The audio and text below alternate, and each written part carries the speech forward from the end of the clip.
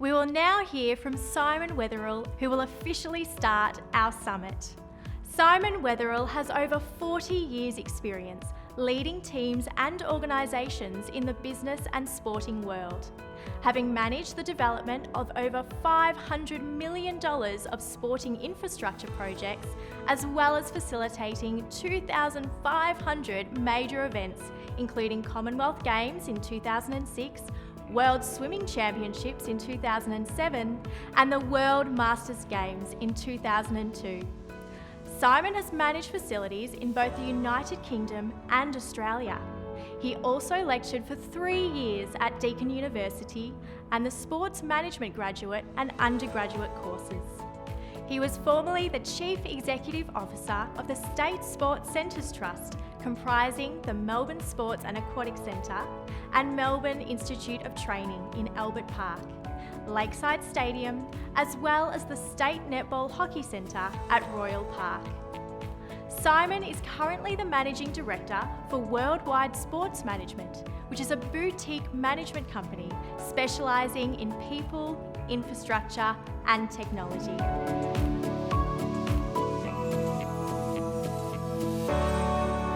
Good morning, everybody. My name is Simon Weatherill, and I'm the Principal of Worldwide Sports Management. Since March 2020, COVID-19 has wreaked havoc on the Australian economy, in particular in Victoria, where we've had a shutdown now for about 140 days. And many venues are closed, and many venues are not certain of what the future is going to look like. I'd like to take this opportunity over the next 40 minutes to share with you some of my thoughts in and around the industry. I do empathise with the challenges that you've got facing each and every one of you at the present time. And I hope that some of these insights and thoughts might actually reshape your strategy to reposition your organisation and redesign your services so that you get growth in this post-COVID-19 world in which we live. First of all, the key takeaway and agenda items for today is I want you to have these 5 things in the top of your mind. It's very, very important to understand the macroeconomic environment that we're working in at the present time, because we've gone from a very, very stable environment to one now which is volatility, uncertainty, complexity, and ambiguity.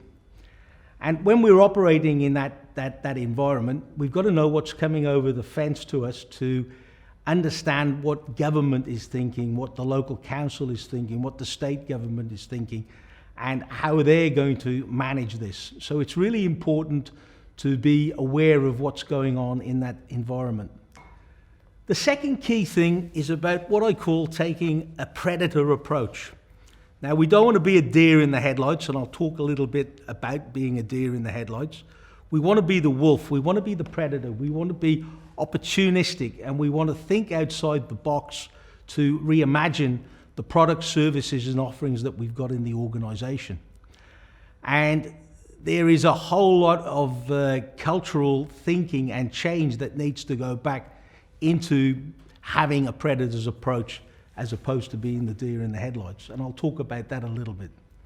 Once we've looked at the situation which we're in and how we operate in a normal environment, the challenge I'm going to give to you is, how do you change your business operational model? How do you change your operational model from a facility infrastructure offering to using the virtual and the digital world to promote and grow your services that you've got in your facilities today? How do you learn to swim online, Pilates, yoga? What are the key offerings and services that you've got to do? What are the changes required in your business model? And more importantly, how do you maintain your core business? Because you need to survive through this particular period.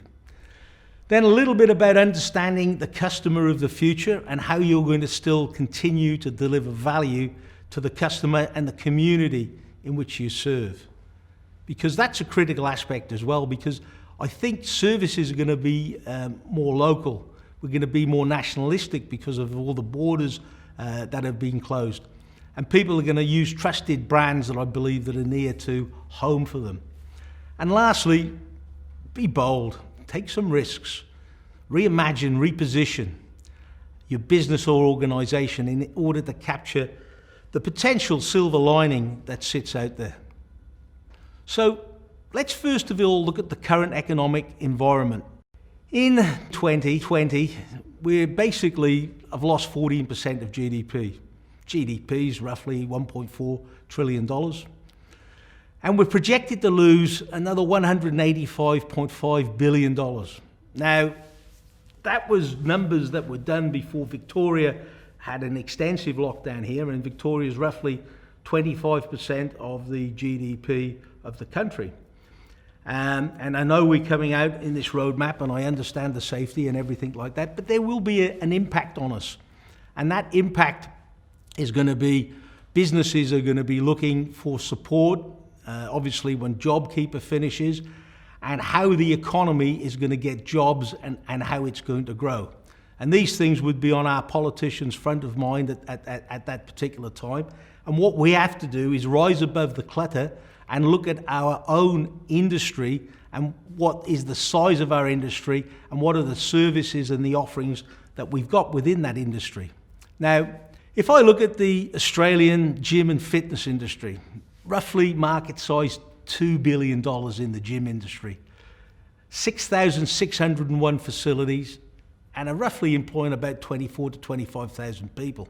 Now, the challenge there is the forecasts that are coming through IBIS and other economic forecasters is that the revenue could be down by 20.9%. So let's say, you've got an aquatic centre and you've got a gym, which is obviously giving you your revenue, and you've got a revenue of $1.5–2 million.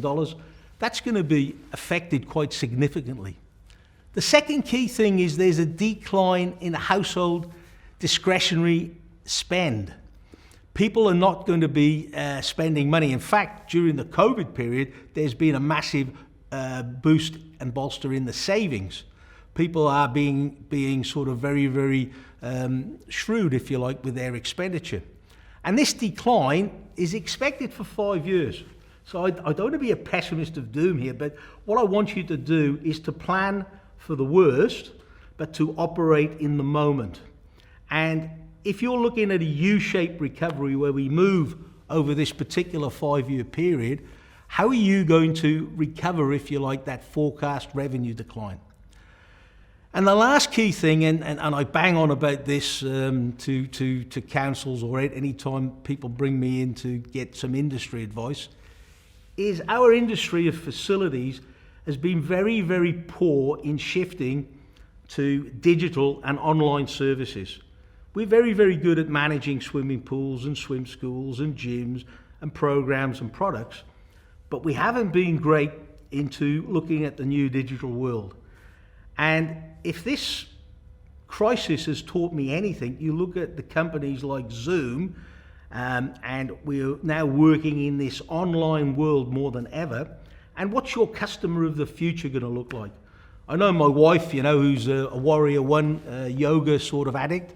She's now on Namaste, which is an app, which is at home.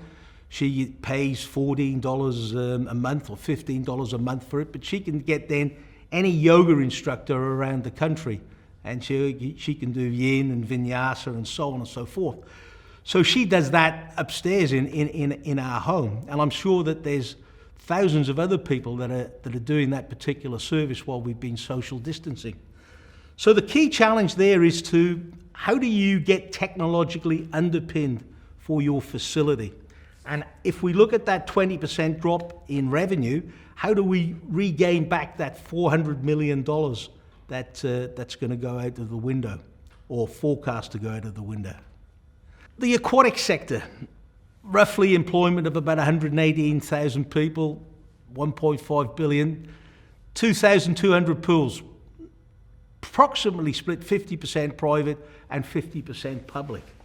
And as of the 25th of June 2020, there was a predicted $900 million loss in revenue and a $430 million loss in wages. Now, this was assumed at this point in time before Victoria had this extensive lockdown here. So those numbers will be changing all the time there.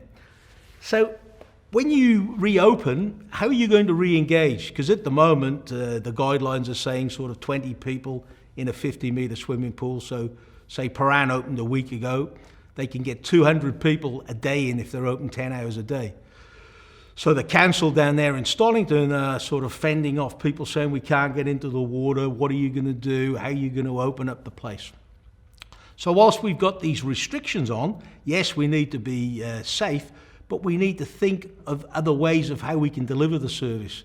Maybe the pool needs to be open 24/7 in order to get through. Maybe there should be preferential bookings for ratepayers that live in the area. I don't know. These are the challenges that you need to look at to actually maximise the use of the asset, even in a restricted sort of social distancing environment. So one of my main questions is, are you going to be a deer in the headlights or a wolf? Are you going to be a predator in and around the way in which you look at this? So let's have a look at the deer in the headlights. In my opinion, the deer in the headlights maintains the status quo. So there will be organisations that maybe haven't done anything very much and they're just waiting for COVID-19 to go away and for the facilities to reopen. They may maintain the same business model. I know that many organisations haven't stood down staff. They put them on long service leave or holidays, but they're still maintaining the same amount of pay. I mean, councils, for example, don't get JobKeeper. So imagine being a CEO of a council that hasn't got JobKeeper. You've got all your assets closed down, your operating expenses have gone down, but then you've got to come back out and to reopen, where you've lost 6 months worth of revenue. So if you're maintaining the same business model, my feeling is you could potentially go backwards. And the other thing we do, we pull back on investment capability at this time. We don't want to spend any money. Well, my insight would be that's the wrong thing to do. This is the time when you need to actually spend some money and look at what the future is going to be and pivot and move, if you like, in that particular direction. And I'll talk to you about some organisations that I've got a little bit of first-hand knowledge in that have actually been predators in that time. So the opposite to this is to be the wolf, to be the predator. And in order to do this, you've got to have an opportunistic mindset. I talk to a lot of people, managers that I mentor in the industry, that the half glass empty and the half glass full. This is the time when the glass is always half full and you're trying to fill it up the other half. You've got to have ability to share risk around. Who are the people that you can partner with, and what are the new business models for the future that you can then develop? So how do you get into partnerships with digital services companies that are out there in the marketplace that have already digitized, if you like, other businesses out there?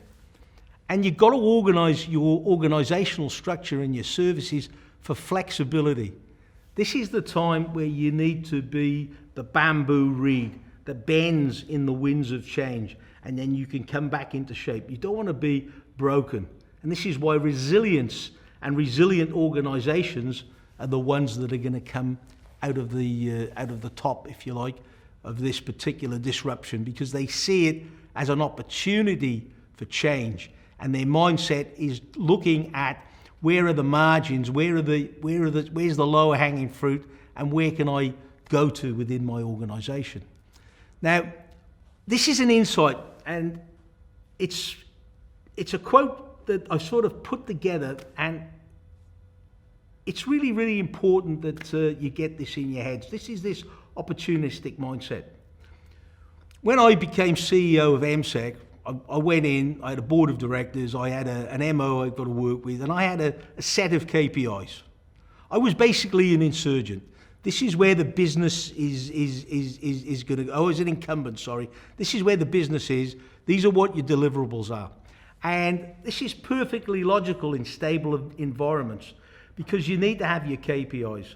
But when we've got volatility, uncertainty, and complexity and ambiguity, we need to be an insurgent. We need to be an entrepreneur. We need to be a predator, because we need to have a different mindset, because the old business model, if you just go down that track, is not going to cut it in the future. Because again, and I emphasize this, in my opinion, the virus is not going to go away. We have to live with this particular virus, and we're going to have to live with it in the most productive way possible moving forwards. So I urge you to think about that and compare it to the next slide, which is really talking about I know you've got incredible challenges out there, and I'd be thinking about what I would do if I was in with MSEC. But any disruption provides the organisation with an opportunity to learn and grow. And how do we do things differently? And I urge you all out there, look at what the silver linings may be. I've seen myself being I've been lucky enough to have a house down at Safety Beach, and I'm an ocean swimmer, so I'm in the bay every day. Well, when I was swimming in the sea down in March, there was 3 or 4 people, the regular icebergers that go in there. There's now over 40 people that swim down that South Beach at Mount Martha, a whole group of ladies. I mean, they don't swim, but they get in a big circle down in the beach. The amount of people that are outdoors that are activated, if you like, with walking, kite surfing, cycling, has just gone off, in my opinion, exponentially. So the silver lining there is there's going to be far more outdoor activity. And how we respond to those opportunities that present themselves is really, really important. But you must have that predator mindset in order to do that. So, 3 key mistakes. One would be to do nothing. And there will people be out there to do nothing, and they will think to themselves, oh, well, it's going to come back. We're going to be fine in January, February. We've managed to survive this. Let's go there. The second key thing would be to do the same thing. Just to regurgitate the business model. So if I was down at MSEC running that show at the time now, I'd be looking at how do I deliver my products and services to the virtual market where the people are not actually coming in, and what should my products and services be? How do I cater for the event market that might not come back? What other things can I do in that particular venue when, normally at MSEC you'd had 350 events a year there. So what happens if I only get 10? What are my business model is going to be in the future? And how do I pivot and change that business model to still serve the aims and objectives of the government and the community, but also not to be a burden, if you like, on the community and on government with large revenue losses. So my 3 key principles, if you like, is first of all, recover. You've got to get the organisation into a stable situation. And you've got to look at what your fixed costs are and what your variable costs are. And you've got to not just look at it from a financial point of view, you've got to look at it from a people point of view. And you've got to give people some hope, and you've got to give people some vision of the future. That's your job as a leader. Your job as a leader is to serve those people that you are leading. So you can't have your head in the sand, and you've got to give them a clear roadmap out of how we're going to move this industry and where the industry is going to go forward. The second key thing is you've got to start to reimagine what businesses could be like. Now, I consult to a young fella called Jonathan Duke in the fitness industry. He opened the first over 50s fitness facility up. And he was devastated. This was back in March. They closed the doors. He wasn't going to operate for 6 weeks. He's only got 300 or 400 members, but he gets a high price for them. What are we going to do? So we did all the basic business things, like renegotiate the lease with the landlord, put everyone on suspension, and ask them to hold their position until they get back. But the important thing we did, that was the recovery stuff, was to reimagine the business. And I said, how about if you got out there in the marketplace and you were the expert in Victoria, if not Australia, on over 50s fitness? And he's a smart cookie, this guy, and he's now done 120 videos. He hasn't lost a member. And basically his business has grown because now he's got a digital presence online. So he has pivoted and repositioned his business, and he's almost sort of COVID proof if there becomes another cut down. Now he's worked really hard in this time. He hasn't stopped for a moment. He's been like the duck, you know, where he's pedaling underwater and he's going. Another business which is totally out of our industry is Atlas Dining. Now Atlas Dining is a restaurant down in High Street, Paran. They called Atlas because they do a meal one day a week from every country around the world. So they go around the countries. Well, this guy pivoted very, very quickly. He took over the commercial kitchens at the Caulfield racetrack. He boxed the food up fresh from Paran Market. He sent out to 3 days worth of food to people on his customer base. And now he's doing 400 or 500 boxes a week to people. And he's really repositioned his business, and then he's used the digital technology so you cook with the master chef. These are examples of recovering, reimagining, and then repositioning your business. Principle 1, there is a silver lining. My question to you is, how do you find that silver lining? The second one is, not all behaviours are created equal. Now, what's happened, especially in Victoria, because of the length of the lockdown, there's been massive behavioural change. We found, I found sort of bike tracks that I didn't even know of down in Mount Martha and Arthur Seat State Park, because I've actually looked at my own environment and I've had to be in that particular environment. When the London Underground closed down in 2006 or 7, I think it was, through influenza pandemic, and they shut the Underground down for 2 weeks, 15% of the employees did not come back to using the public underground as transportation. 15%. Now, you think of the millions of people. I think there's like 12 million people in London, and virtually everybody does that. But they didn't come back. They found other ways to bike into work, to walk into work, to whatever they did. So there's behavioural change that has occurred for us as an industry here. What is that new behavioural change?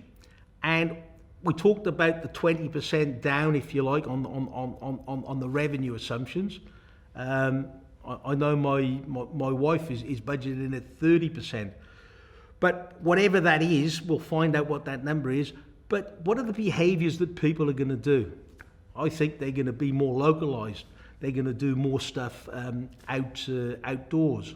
How do we activate, if you like, the bay, for example, to give the swimming lessons to all the kids that haven't had swimming lessons in this particular time, and change the lifesavers who are monitors into activators on the shores? They could be other things that we need to be thinking about and we're doing. And then when you're thinking about those behaviours and the behavioural changes, principle 3 is to say, recover, reposition, and redesign. And this is where the rubber hits the road. This is where the strategic thinking takes place. Now, I've got some questions for you. So you might want to get out a piece of paper and a pen, and you might want to sort of list some of these things down at home. But how long will COVID-19 be around? What's our best guess? Well, how about if you said worst case scenario, because I said plan for the worst, but operate in the present? Could be here forever. What do I do if there's no vaccine around? If there's a vaccine comes, fantastic. That's a game changer for us. But what do I do if it doesn't? And what are the things that are coming over the wall at me at the moment, and how do I react to those particular things? What is COVID normal going to look like to you? Is COVID normal going to be, we're going to get 50% of the people back into the facility? We're going to get 70% of people back into the facility? What's happening in South Australia at the moment? I mean, Adam Luscombe, that runs the South Australian Aquatic Centre, I watch his blogs. He seems to be doing pretty well, but he would be a good litmus test for Victoria to say, how has the business come back there, and what are the issues that he sees he's facing? Now, there's a man that if you pick up a phone and you ring him, he will share information with you, and that'll be real-time information. but you need to make an assessment of what is COVID normal to you. And number 3 is, what do you believe is the new operating model for the aquatic centre and the fitness centre? I put to you that if I was running MSEC today, my mind would be thinking that if I got 50% of my customers to return, that would be a good outcome for me. So how do I make up the other 50% of my customers? What are the programs, products and services that I can digitize? How can I take some of my intellectual property that I've got in my programs out to the broader and to the wider marketplace? How do I become a trusted advisor in health, wellness, aquatic education for the people out there in the marketplace? And when you start to answer questions 3 and 4, what will emerge is you will see that there is a new opportunity out there. There is a new operating model. And again, my challenge to you is then to drive growth opportunities from whatever concept that you come out of to the implementation of that particular idea. Just like sort of Jonathan Duke's done in Duke's, just like Atlas's Dining have done, and there's other companies that I know of that have been innovators in this time. Now, in order to do this, we really need to think about having the right culture within the organisation. So we need to build an innovative culture and infrastructure to enable rapid experimentation in terms of where you want to go into the future and the future operating model. And again, I've got some key questions that I've put up on the slide here, and think about what are the underlying trends that have emerged from the crisis in your area. What would Paige Busey be doing down at GSEC at the moment? How has she digitized her business, and where is that going? And what impact will these things have on the future centre's operating model? So trend 1 that I see is this digital transformation. This has been elevated exponentially. The mobile phone is the platform, that's not going to change, but the app and how you communicate and the information that you give out on that phone is going to be absolutely critical. The customer expectations will shift on the spectrum now of safety and convenience. There's some people that are very fearful out there, and the mask wearing, the social distancing, how they're going to re-engage with the facility is going to be really how you get your environment really safe. What happens if you're open for 2 months, like happened in Canada last week? You got a spinning class, somebody gets COVID-19 in the spinning class, not just the spinning class is shut down, most probably the centre is shut down, and then you've got to reposition and redo. How do you stop that from happening? How do you ensure that the people coming into your venue are COVID safe before they come in? I haven't got all the answers, I'm just posing some questions, but the customer experience and expectation is going to be different. And you need to be a trusted venue plus a trusted brand. Trend 3, the shifting workforce. Remote living. We've already sort of experienced some companies work very, very well on Zoom. Something doesn't replace face-to-face. But I think more and more companies, especially out of the city side, are going to be actually operating from home. You might not see Telstra with a massive tower with people employed there. They might be devolved now out into the homes. Maybe people will only come into the office two days a week. How do we unite now humans and technology? How do we make the Zoom and the interaction a better tool than it is already?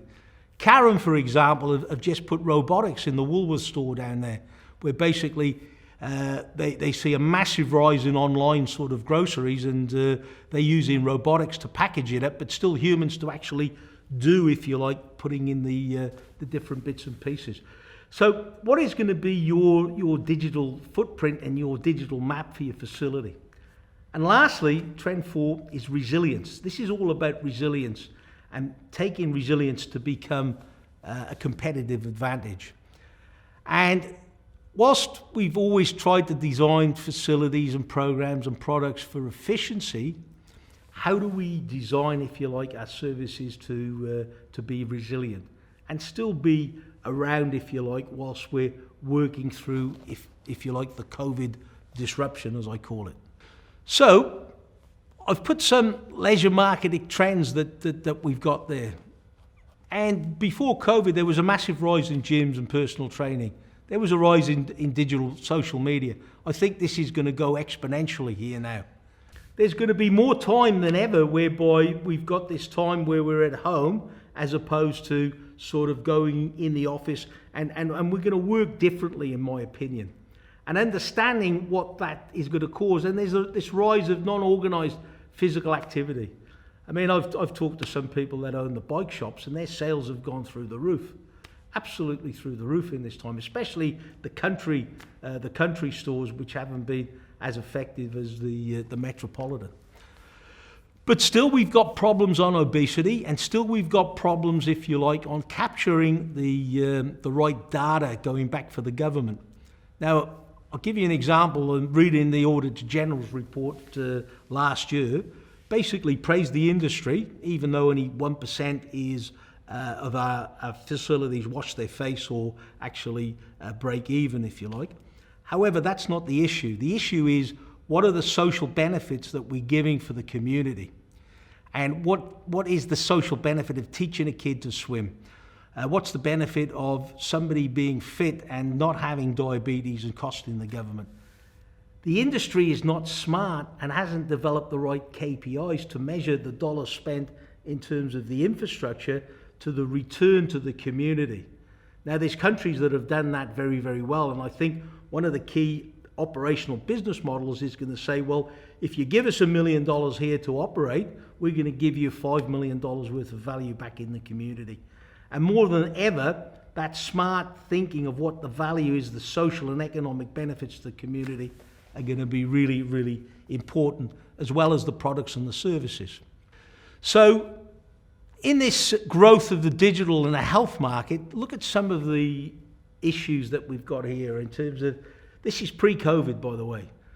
Wireless gadgets have grown from 8 million to 72 million over the period of moving forwards. The App Store, medical fitness, like telehealth, has just gone off the charts since we've had COVID, because we've had to change. We've had to relook at things.